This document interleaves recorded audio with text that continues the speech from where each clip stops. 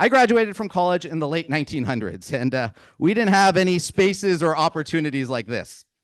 As a result, I really struggled to figure out what it meant to be both authentically Asian and American at the same time, and how to reconcile what I wanted for myself and what my family wanted for me. You see, I was born in India, but raised in the United States, and my childhood was really defined by a sense of psychological dislocation. I didn't feel Indian in India. I didn't feel American here in the United States. Instead, I resided in a liminal zone of being neither here nor there. I grew up in a loving Indian family, but with intense pressure at every step. Sometimes I felt as though my family cared more about what the community thought of me than what I thought of myself. And that's an impossible game to play. I learned the hard way over and over again that you can never please Indian uncles or aunties. I was also raised with the idea that Asian Americans were the model minority in the United States. My family saw that as a point of pride, but over time, I began to see the model minority theory as something more toxic. Not only did the model minority theory place unnecessary pressure and an undue burden on young Asian Americans, it was also weaponized against Black and Latinx communities here in the United States. And so, like many Asian Americans of my generation, I felt stuck between the idea of being someone else's version of a model minority and my own experience of being a minoritized American. There really was nowhere to go with that pressure. We didn't have the internet, we didn't have spaces like this, and we didn't have mental health or spiritual health support. Asking for help was discouraged, getting therapy was stigmatized. That pressure got sublimated and emerged later in my life in ways that were unhealthy and sometimes even self-destructive. I felt this pressure in the world, but also at home too. Because I have 12 physicians in my family, I was expected to be one myself. Even to this day, no one takes my PhD in religion seriously in my family. The other day, my daughter told me that when she grows up, she wants to be a real doctor like her mother and not like me. I told her maybe she should get through 4th grade before talking shit about my PhD. But somehow the PhD shaming starts early in my family.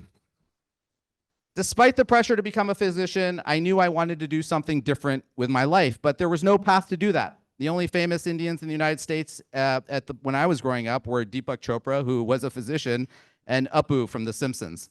But there was someone else in the public sphere who inspired me to take a risk with my life and career. That's because she was someone who didn't have a path, but instead made a path. She was someone who was the first at what she did, and we all know that without a first, there cannot be a second or a third or a fourth. For many decades, I admired her from afar. I was in awe of her courage and enthralled by her stories. As a fellow Asian American, I was so proud of everything she stood for, everything she accomplished, every stereotype she shattered, every glass ceiling she broke through. In so many ways, she was my hero. They say you should never meet your heroes because it only leads to disappointment. But when I finally met her, she was even more inspiring in person than she was on screen. How lucky am I that my hero is now my friend? I'm speaking, of course, about Lisa Ling.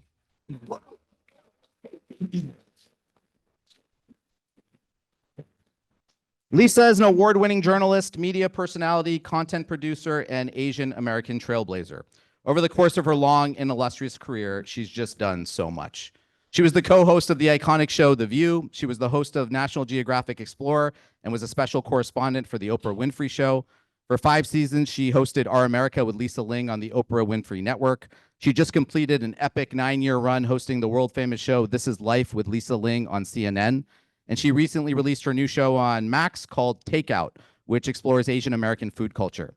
In so many ways, Lisa is the most important, influential, and inspiring Asian American journalist ever. Ever. And she's also a Trojan. Lisa was an undergraduate right here at USC. She still says we when she talks about USC. A lot has changed at USC since Lisa was here, but one thing that hasn't changed is Taper Hall. It's still the same dreary and soulless place it's always been. And somehow that's strangely comforting. So Lisa always says yes whenever we ask her to come to campus. And so despite her insanely busy schedule, she immediately said yes when we asked her to serve as the MC and host for this afternoon's event. I cannot thank her enough for her generosity of time and spirit. And so please join me in welcoming back to her alma mater, Lisa Ling.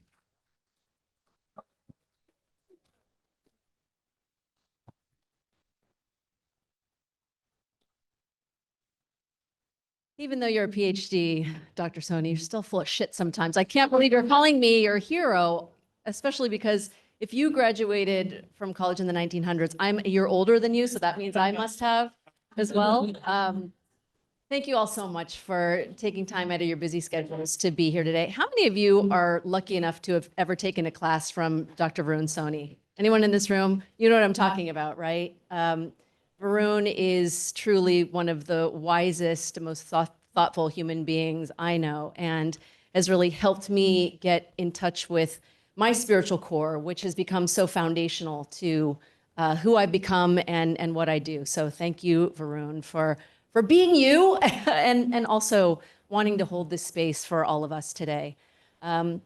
He is right. I did roam this campus a long, long, long time ago. So long, in fact, that the USC women's basketball team hadn't played in the Sweet 16 until that year that I was here, or hasn't played since I was here, so 30 years ago. And I believe they are playing right now. So we're hoping that Juju and Kayla and the rest of the USC team are going to show Baylor what's up, right? Right? And while we prefer you not use your phones today so that you can be present, if you happen to check some scores, just let me know who's up. Okay. So I grew up in a community outside of Sacramento, California, that was extremely non-diverse. In fact, there were about 5 AAPIs in my high school. 2 of them had the same last name, mine. And so I grew up feeling just a lot of shame around my identity and was teased pretty relentlessly, I have to say, about every day of my middle school and high school life. I was so eager to just get out of there as soon as I could because I never felt totally American, nor did I really know anything about what it really meant to be Chinese.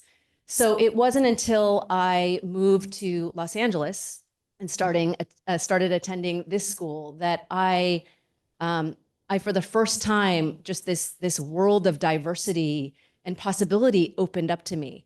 And I took a deep dive into wanting to explore my culture and so many of the diverse communities that I was suddenly immersed around. And it was such an exciting time. And I think that for me, when I think back on my memories at USC, I often think most fondly upon those moments of connection when I got a chance to meet so many people and forge relationships. And I didn't have one of these on me. I sometimes think about what that experience might have been like had I had one of these attached to my body at all times.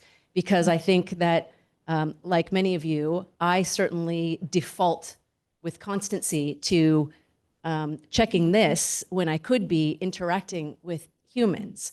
I rarely allow myself these days to have any just dead space where I can think or, again, observe my surroundings and really absorb. And I think that's one of the reasons why we're all here today, because I think that I can speak for myself. I have lost the ability to connect in the ways that I used to. And in so many ways, algorithms are controlling the way we think from the moment we wake up in the morning to the moment we go to sleep at night, right? Everything that pops up on our feed has been curated and it consists of the things that the algorithms think that we are interested in. So are we really even thinking for ourselves?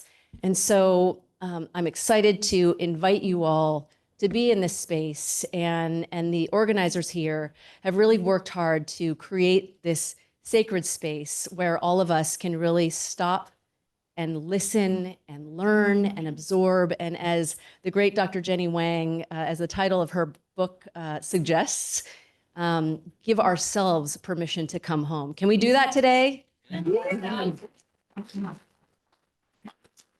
So without further ado, I would like to welcome our panelists. But before I do that, let me just recognize some significant people who had a big role in this.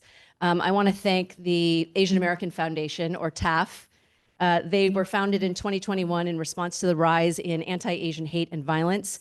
TAAF is really reversing the longstanding underinvestment in our community and addressing the root causes of hate and discrimination. And as Dr. Soni was saying earlier, we want to just talk a little bit about how this Creating Space was founded. It was founded in July 2023 with this mission to destigmatize mental health in the Asian American communities.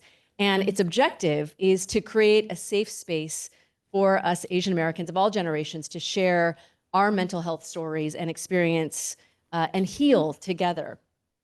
Creating Space has brought its guided community sessions on mental health to both coasts in the US, including the Barcade Center in New York City and Ride Back Ranch in Los Angeles months ago. Was anyone there? Was part of Ride Back, a few of you? Yeah. Great. Well, thank you for coming back again. And so without further ado, I do want to introduce our esteemed panelists. We couldn't do this without the help of Dr. Jenny Wang, who is going to be moderating this discussion. She is a psychologist focused on understanding the impact of racial trauma and racial identity on mental health. She's the author of Permission to Come Home, which you can all receive out in the hallway. It's a resource for practicing mental and emotional self-care. We also have Stephanie Suganami. She is an actor and environmental advocate and social entrepreneur. She co-founded the digital climate education platform at Future Earth and is an ambassador for the environmental group and John Kerry's World War Zero climate change initiative. Give it up for Stephanie, everyone.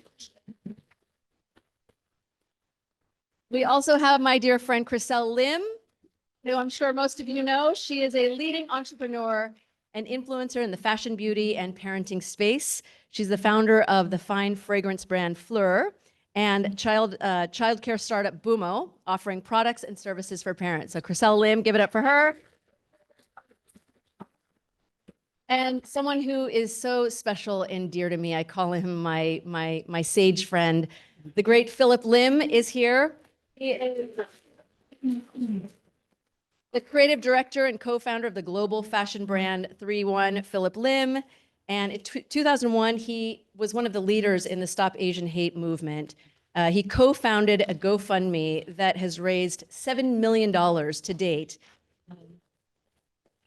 And in 22, he was named a global ambassador for the UN's Fight Racism campaign. And in 2023, he co-founded this event, Creating Space. So I'd love to invite our panelists up to the stage.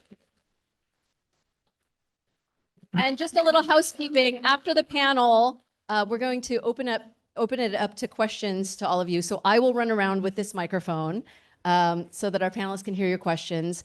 And then we are going to have some breakout sessions following right after the discussion. And I think maybe Dr. Soni can let us know more about those after we conclude. So take it away, Dr. Wang. Thank you so much, Lisa.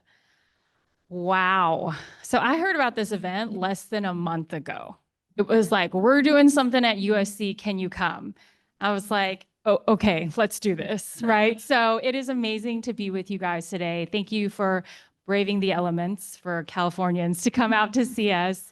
And I am so pleased and just honored and humbled to be here with these three amazing individuals.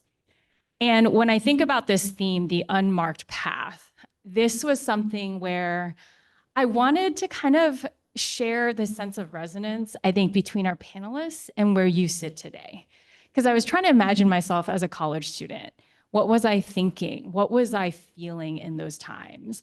And I was confused as heck. I was like, what's next for me, right? Where am I going to go? What job am I going to take? Am I in the right major even? And so I think this idea of an unmarked path was something that I think I wanted to kind of share with these amazing individuals, because the truth is most of us have been there. We've been at that point where we're like, we know this is wrong, but we don't know where to go next. And we've hit a wall, or we've found that something's just not working. And so I want to bring this set of stories to you because they look like they have this amazing and fabulous life, and they do. But what you don't see behind the scenes is really where this story begins. So my first question for y'all is, when did you know kind of like when you have a matrix moment, like there's something else out there. And when did you realize that perhaps it was time to get off that path that we all know and take something else? Oh God. First, here we go. I knew if I sat next to her, I'd have to start. Oh my gosh, that's a really great question.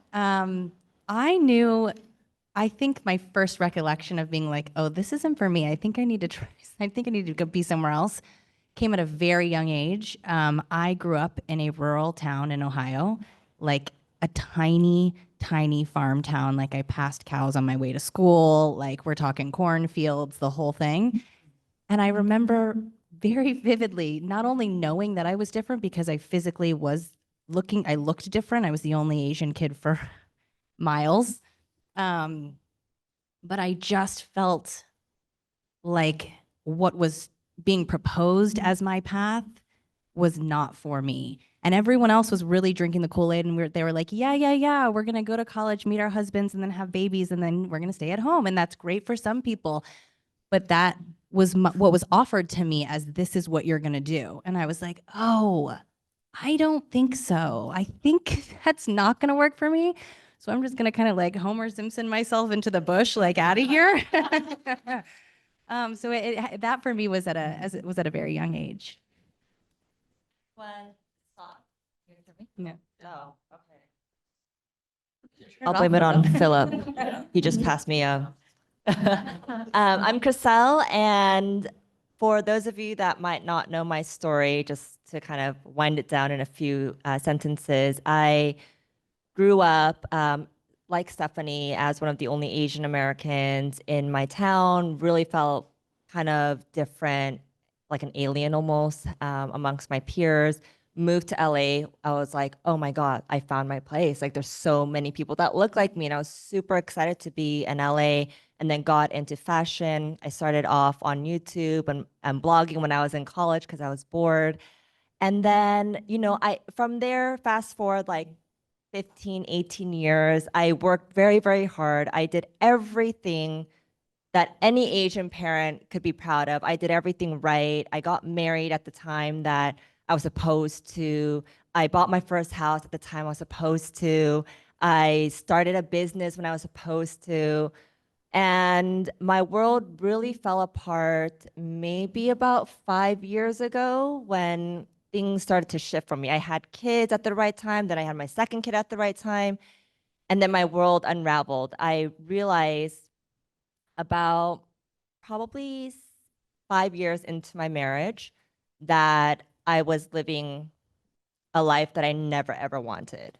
And so that's when I was like, okay, I could either continue this life and portray this perfect lifestyle that I've done for the past 15 years on the internet, because that was really kind of my brand, which was this perfect family. Or I could choose myself, because at that point I was really betraying myself. And so we were talking backstage and I was like, one of the things that I kind of regret, but I don't, is that I didn't do it sooner. But then for me, I had to really go through those next 5 years to know that I was making the right decision for myself and my family and my girls. And so for 5 years, I put everything that I got. And that's when I was like, okay, at the end of this 5 years, if it's not what I thought it was going to be, or I'm in the same place, then I got to think for myself. And so I think that journey for me, that pivotal moment happened 5 years ago. Actually, it happened 3 years ago when I actually decided to get a divorce and move on and start my life over. So. Oh, sorry. Okay. Hi, everybody. Thank you for being here. Being back on a college campus triggers me. I'm not gonna lie, because I had that moment in accounting class, in business school, and late in business school. So I remember it was this accounting class that I was sitting there and I was like, God damn it. I know this is about math and you're supposed to add, and I could not even add. So what the hell was I doing here? And that was that pivotal moment where I had to sum up the courage from inside and say, I can't continue to live in the path of my parents' eyes. And I had to walk out of that classroom. It looked like this, actually, and walk over to home economics because that department had in the windows like mannequins with clothes in it. And it was something familiar to me. Went in there and changed my life, basically. So that's when I knew, kind of late into college, when this was not my path and I had to find a new one. Thank you all for sharing. And I resonate so much because I dodged the same bullet. I was an accounting major and was like, oh God, no, I can't. But if you're an accounting major, I hear it's a great profession. So you're good. Oh my gosh, Chriselle was accounting as well. So Accounting dropout. But I remember walking through the campus and thinking to myself, like, how am I going to do this? Because inside, and I loved how, Chriselle, you said the word betraying myself. I was like, I'm here. My whole life to this point was I was raised to be successful and to find that stable job. And accounting, in my parents' eyes, was it. And so I remember being like just a ball of nerves, thinking to myself, how am I going to tell my parents that I'm going to change to psychology, which is an interesting major, but you don't really make money in psychology. At least that's what I had thought. And so I was riddled with guilt. I was thinking to myself, my parents, I was fortunate enough that they were paying for college. And now I owed them like something, like, here you go, I've done something with this. And if I change, I'm letting them down. And so my next question is, how did you manage the parts of yourself where you worried what other people would think? You worried that you would let others down and the people who were counting on you. How did you move through that and still take the unmarked path? You don't have to. Oh my goodness. Yeah. You know, so I'm the youngest of 6, first generation immigrant. And in a way, I was always odd, but I was always ignored. And that worked to my benefit, but also my detriment.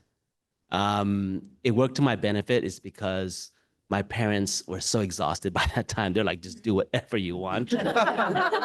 Just don't end up in jail and don't bring it home. But the detriment part was I was so invisible. And that groomed me to believe that I didn't matter. I was invisible. So it allowed me to move through spaces, but in such a way that was like, talk about imposter syndrome, right? Even worse than imposter syndrome, the invisible syndrome. You know what I mean? So I think that I try to look at everything now as, you know, with adversity, how do you use that towards as a superpower? And I think growing up, it was that I was left alone. I was invisible, so I could just make up my own world. You know? Yeah. Can you repeat the question? Oh, sorry. So the question was, what did you have to work through, or how did you work through it in terms of expectations, feelings of guilt, or letting people down in order to walk that unmarked path? This one was really hard for me because I've always been such a big people pleaser. And I think that's naturally in a lot of firstborns, and also just being raised from parents of immigrants. Like, I just really want to please my family and my parents. And when I was going through this period, I was suffering for a very, very long time, but no one knew. No, I don't think anyone knew except for my sister. Even my best friends didn't know, just because also another thing that you guys might be able to relate, I don't like to I never like to put my burdens and problems onto other people. So I kept everything internal, and I'm gonna cry.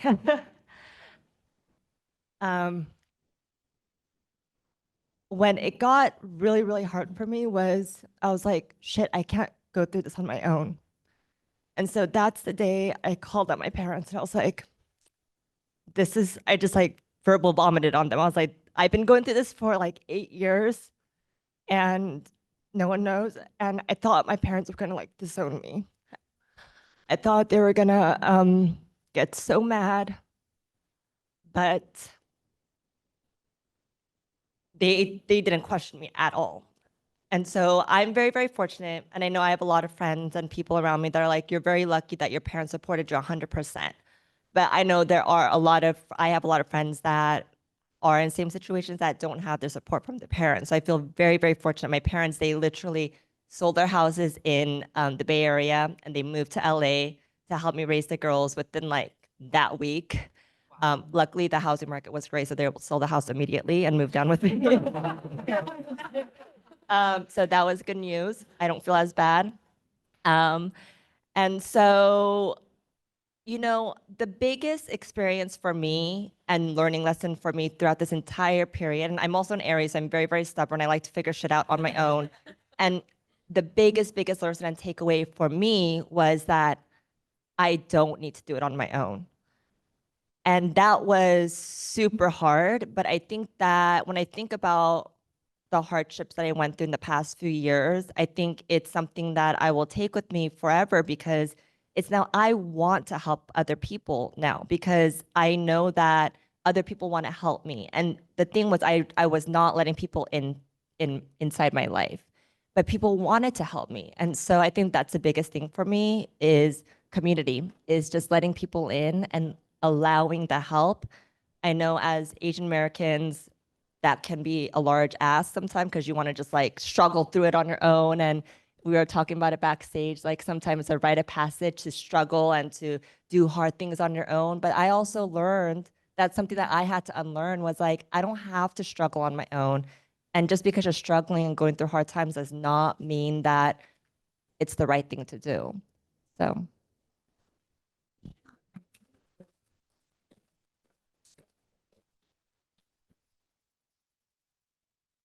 Well, yeah, I hear that so often as a part of an Asian American struggle. I didn't grow up with Asian parents. I grew up with my mom, who's white, and I was in a whitewashed town, like very conservative. Like if you can think of conservative Ohio, yeah, that's where I grew up. So I didn't have what I see so many people talk about. And so sometimes that even in itself makes me feel like an outsider to this community, because I didn't grow up with the things like we didn't have Japanese traditions. We didn't eat a certain food. We didn't celebrate a certain thing. There weren't the stereotypical or even just the regular, you know, Asian family life. I'm not familiar with it.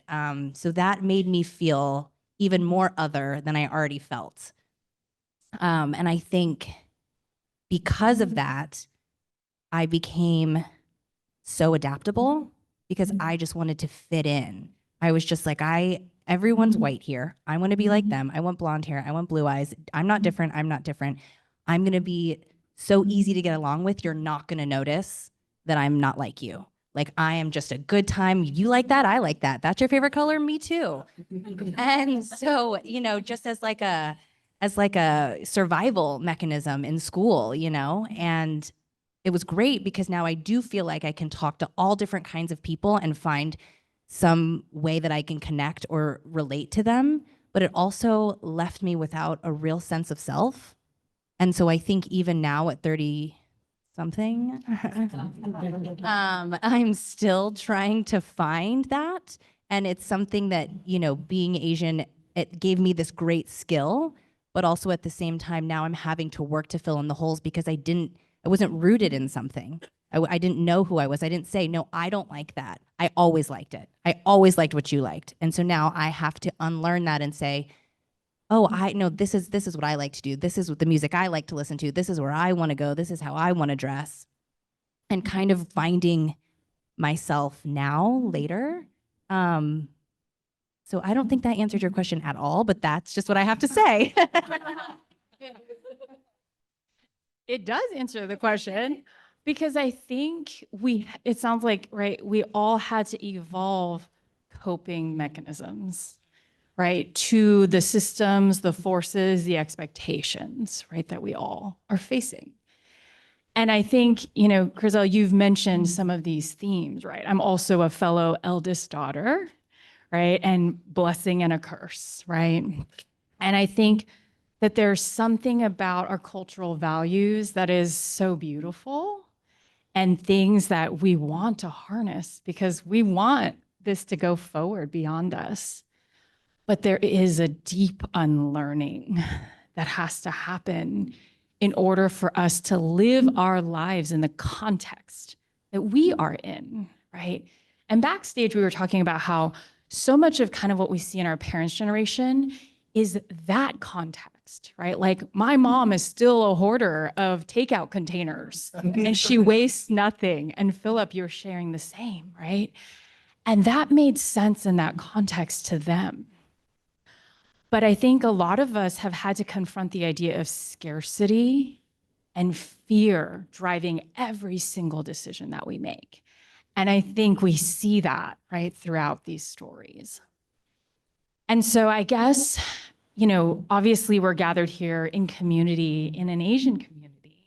And I think it dovetails with your question or your thoughts about identity stuff, because what about your Asian identity enhanced who you are today? And what presented as barriers along your journey? I'm holding this, so I'm not trying to be the first one to answer everything. So I'm holding this, so. I don't know why people. But Do you want me to go? I can go. I mean, I kind of touched on it before, right? Like, okay, so I'll go. Here we go. You're so lucky you're like in the middle. So it's just like, you just get to go when you're ready to go. So what enhanced? Well, again, like I said, I feel like I really adopted this adaptability and this chameleon behavior, which really I feel like makes me great in different groups and different settings, and I can really adapt, and I think that's great. I don't know. I mean, how has it hindered me is the question? Okay, here we go. Well, I guess just kind of in my head, I don't feel like I've ever, luckily, maybe to my knowledge, been discriminated against, but I think in my head, it's kind of made me feel like a token kind of all the time. Like, oh, and I just experienced this because I just switched talent managers, whatever, this is very, very specific to me. And I was like, is it okay though? Cause like, I don't want to be like, there's like a lot of Asian people here. Like, how am I going to get noticed? Like, are you guys going to forget about me? Like, shouldn't I be like the special one that like stands out? And they were like, okay, that's a really white way to look at this. And I was like, oh, like, call me out. And they were like, because you're programmed to think that there's only room for one of you and that you're not special if you're not the only one standing out. And I was like, oh, I'm just so accustomed to that because I've always only ever been the one. I've always only been taught there's only, on a show, there's one Asian. In a friend group, there's one Asian, and that's just what I grew up seeing and experiencing. And they were like, no, come here with all of us. We are more powerful together. And like sitting next to this person, like it's powerful. And I was like, oh, wow, that is such a crazy way to look at it. That in my head, I was putting myself in a box when I didn't need to be. That's my answer.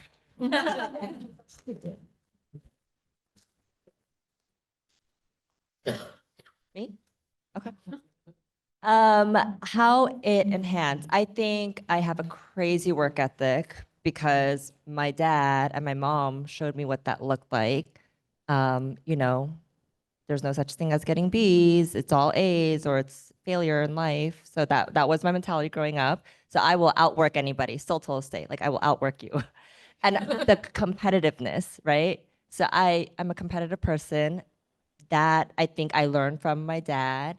And so I think there is like that you got to work hard because, you know, we're immigrants and we have to like, you know, earn our place here. So I think that's what I gained from my parents and my culture.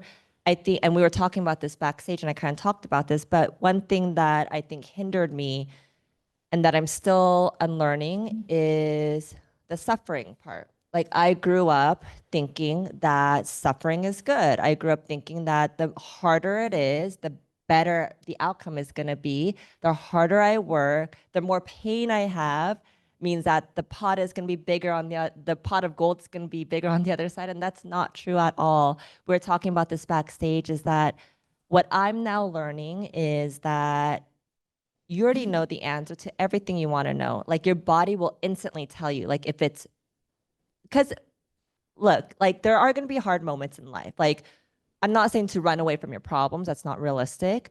But you know already with your body's going to tell you like, oh shit, like this is okay. Like I can do this. Like there is purpose behind this pain. Or, oh wow, that pain felt illegal. Like that shouldn't happen. Like your body is already telling you. And I don't think any of, or for me, I was not taught to listen to my body. It was more like think with your head, right? And so that's one thing that really hindered me, even up until like now at 39. I'll say my age. Oh no, I'm turning 39 next week, so 38. Yeah, 38. I'm still learning that pain doesn't necessarily equate to good or progress. And sometimes it's okay to stop and give up. Also, giving up is something that you just don't talk about, right? You're not supposed to give up on anything or else you're a failure. And so I think also allowing yourself to have space and room to say no, like, it's okay. Like, I don't need to continue this. This does not make me a failure. Like, I could stop and give up here and I learned something from this and I'll be better next time. And so that's my kind of unlearning that I'm going through right now. Mine is they relate to each other. The idea of respect. You know, we're all taught to have respect, just to listen, just to take it, just to be silent, don't speak out. And growing up, again, I think that I still have to work through this trauma today because no one was speaking out for me. And I was never taught to speak out for myself. The worst things happened to me, but no one was there. No one would ever speak out because we were in an environment where you're not taught to speak out. And I think that from a personal space, you know, a young Phillip to even the professional one, I remember when I started coming onto the scene, 2005, 2006, 2004, I would always get the interviews because I was the hot new kid on the block, right? And I was Asian. I was like, wow, you look so different. And I would get all these interview questions, even from CNN to like Vogue to whatnot. And they would always be like, do you design Chinese clothes? Are dragons and phoenix your motif? Is red your favorite color? And I was sitting there, I was like thinking to myself, I'm having an out-of-body experience because this is literally so like racism in your face, you know, like a certain caste. But I couldn't speak out because in my mind, I was struggling with, no, you have this opportunity that's so rarefied. You're like doing this interview with CNN and it's like global and whatnot. So you should just take it and just like brush it off. And it still affects me to this day. So now I think whenever I can, I speak up and I speak out and I create space with my co-conspirators here to make sure that we provide space for others to speak up and speak out and speak with. So it's so important, this respect thing and how it translates to our voices. It's really beautiful when we're taught to respect things. Like I respect my craft, I respect my colleagues, I respect this room, this opportunity. But also we have to be careful where we don't cross over that line where we lose our voice in that respect. Yeah.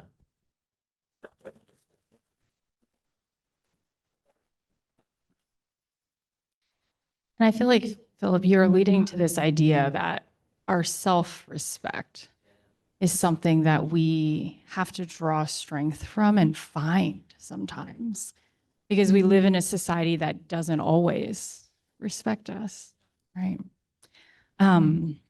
So I'm not sure how much time we have left, but I'm going to ask one more question or two or three. But okay, we're good. Okay, awesome. I have so many more questions for you. I'm trying to like slow down my mind so that I can ask the next. If you think about kind of who you were when you started this Unmarked Path and who you are today, what would you say has changed or is different about how you see yourself? Well, I was a hot mess when I started out. Just simply 20-something, lost in the sauce, no direction, no clue what I was doing. Just truly just like throwing spaghetti at the wall, being like, I don't know, maybe this way, maybe that way. I really struggled. Again, I think because I just didn't have that sense of self. I really didn't know what I wanted to do. And, doing the work and putting myself in situations where I was around other confident people who had direction, and I could kind of watch the way they made decisions and watch the way they carried themselves and watched, the way they handled themselves in business and in life. So it was a learned kind of thing. To this person I am now, who I feel like I've worked so hard to root myself in who I am. And I think that only happened for me through life experience. I wish I could say I was like 20 something and I had it all figured out. And I was like, yes, I am like on the path, and I just wasn't. And it really wasn't until recently that I actually, like maybe yesterday, that I felt like I actually was like in control of my own life and heading a way that I felt proud of. And I still work on it every single day. Whether I'm writing my affirmations and saying like, I have worth, I have value, I deserve this, I am successful, I am important, because I have to remind myself it's really been a progression that I work on every day. And I think when I look at myself now, I still have so much criticism because I'm never there quite yet. Like there's always one more thing that could be better. And I think that's just a product of who I am, always wanting to improve and be better and want more. It's a bit of a sickness, but I do try to find time to just say, look how far I've come, even in the smallest of circumstances, whether it be just anything, like even financially, even where I live, even like how I carry myself, even the way I take care of myself or the way I'm a friend. I feel like I have to remember to take that time and just be appreciative. Like I got this far. Like I came from nothing and I got to I'm doing okay. So I think it's an everyday kind of moment of reflection, which I think is important.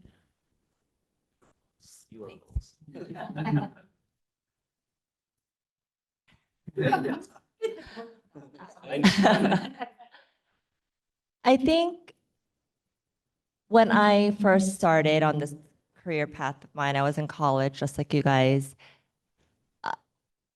I had big dreams and ambitions, and I always thought that if I could reach this, I will be happy, I'll be confident. If I could do this, I'll be satisfied. And I was always living in the future, like always in the future. I was never present because I always wanted more and more and more. And that's where like my ambition, my hard work came in. But I think the biggest difference now, after going through everything that I went through, is once you get to where you think you will be happy, it's never quite what you think it's gonna be. And the grass always seems greener on the other side. And you think that if you just had a little bit more success or a little bit more money, or if you got this job or you got this raise or I don't know, better grades, like it would just make your life like change 360. It doesn't. It really doesn't. And so for me now, what I'm really proud of the work that I've done is just being content, like being happy now and being able to look at things in front of me and be like, God, like I'm so lucky to be here in front of you guys, that I get to hang out with my kids this week because next week they're going to their dads, and when they go to their dads, like shit, like I'm a single, I mean, I'm in a relationship, but I'm a single woman. Like I could go and like travel the world and do whatever I want. Like, God, like I am so, so lucky, right? So it's like before I would always be in the mentality of like, oh, if I had this, life would be better. And it doesn't work that way. You are only happy with what you have now, and practicing that has completely changed my outlook and how I live the day to day. And I think that's the biggest difference from when I started to where I'm at now. So. Gosh, it's related to Unmarked Path. I didn't know that there was space for me, someone who looked like me, because I didn't see it prior. So when I started, I was like, God, you snuck in. You snuck in the party. So let's just not draw attention. But also, what are you even doing? What do you even know? You never even went to design school. Like, I had all these colleagues, and like, I went to here, I went to, I'm like, oh, I went to Cal State Long Beach, and I majored in home economics. Yeah, so proud now because I took the most important class, but I'll talk about that later. So talk about an outsider, imposter. I grew up in Orange County back in the day. It's not the same Orange County as now. It's cooler now. But back then, it was nothing to do with fashion. So I was just doing the work. I was just building, but not understanding what I was building. Fast forward to this day, this September will be our 20th anniversary, 20 years in this business. I remember like my mother only really knew the gravity of our last name Lim when she saw it at Target. That was immigrant dreams come true, right? But yeah, we were breaking it down. We were like just going in there and like taking no prisoners and making people feel beautiful. And to this day, I understand now what it is to make sure I claim that space.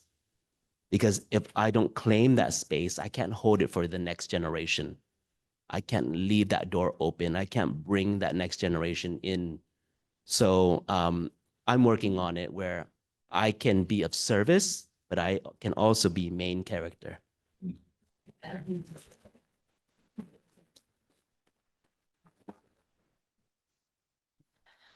So we're kind of closing out our time. And I'm a big believer that action is so important in mental health, but also building and charting our paths forward, right? And so many of us, I mean, if you're a college student, you're in the cusp of uncertainty. You're finishing maybe your last final or midterms, you're looking for jobs, all of those things. If you're not in college, you're gonna have uncertainty too, right? Because every twist and turn takes us somewhere we've never known, right? We don't wanna be in that hamster wheel where we know exactly what we're doing and we've mastered every single skill, right? But it also now means that you need to learn to tolerate the discomfort that uncertainty brings out. So one of my final questions is, what advice do you have to our audience today based on your story that can help them tolerate uncertainty or at least move through it? without harming yourself or feeling so overwhelmed that you run back to that marked path.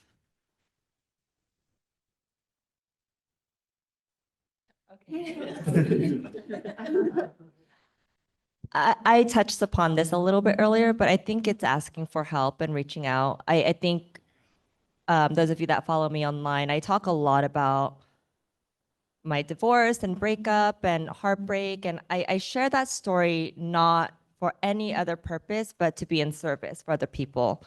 Sometimes I get comments like, God, like, can you just move on? Like, can you just talk about something else? I'm like, no, I can't.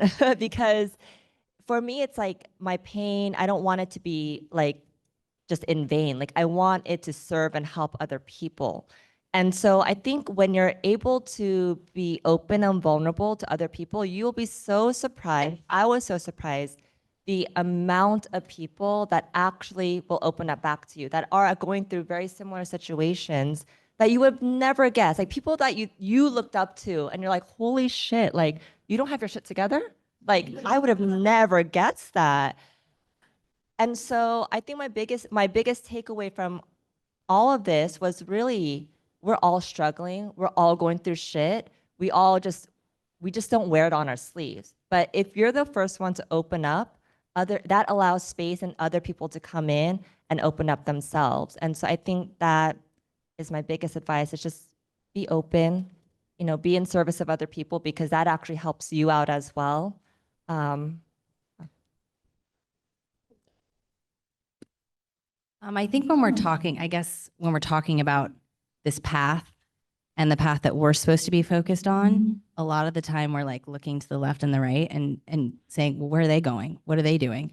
Or even on social media, right? Like being a voyeur to everyone else's success and their path and their life. And then we get all like confused, and then we're comparing, and we're not there and we're not them, and they have this and I don't have this. And it's this weird vicious cycle that we live in. And I think I would encourage you to remember that being online and seeing everyone else's path, that's a slideshow of the best moments that people want you to see. Social media has become a place where I want you to think that this is how things are going. These are the great highlights of what's happening in my life. It doesn't show what's going on behind the curtain. And a lot of times it is two different stories. And my husband gave me this advice when I was struggling with that, saying, oh, this girl's further along in her career, this person has this, and I'm not pretty enough, and I'm not skinny enough, and all these stupid things that are riddled in my head from just comparing myself to someone else who has no idea that I'm even doing that. They're just like living their lives. He said, you need to think about your path as like a horse race. Like they put those blinders on the horse because they're not looking left or right. All that matters is what's in front of them. They could be last, they could be first, but they're still running their race at their pace.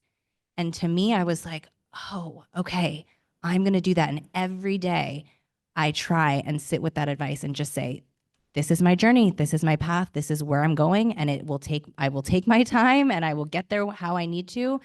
And I really hope that you can try and have that same kind of focus for yourself. And I know it's hard, but that's what I hope. Beautiful. For you. God.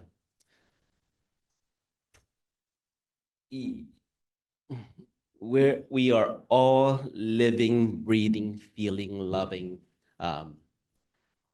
sentient human beings. And I never understood this idea of knowing the end at the beginning. Meaning like, you're in college and you're supposed to know what you're supposed to do. I think that my biggest advice that I give myself, and I can offer too, is like, give yourself grace. Let yourself breathe. Let yourself play. Let yourself find out. Find community. Reach out. You're not alone. And life is like chapters of a book. You know what I mean? And it's okay if you start one chapter and you finish early, or you want to prolong that chapter into many ideas. I'm on my third phase of my life. I just turned 50. Yeah. I can proudly claim mid-century modernist now. More rare, more expensive, highly collectible. Yeah, true, right? I earned it. And I'm in my new dawn, meaning like I'm figuring out again what is my next phase.